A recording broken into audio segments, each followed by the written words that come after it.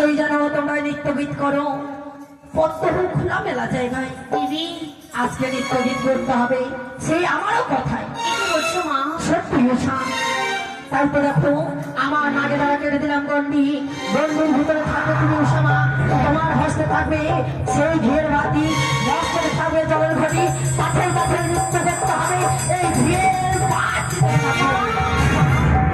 এমন করে এই কি তোমরা নাকি নৃত্য গীতে নাকি বড়ই পরিদর্শ? এই এমন কঠিন পরীক্ষা আমরা কি করে নিশ্চিত করবো দেবরা? ভয় পেও না অনেক ধরো, তোমাদের হয়ে সকল দেব করেছে, শুরু করো তোমাদের নৃত্য গীত। আমাদের আশীর্বাদ করবেন, যারা নৃত্য গীতে সাহায্য দিতে পারবে।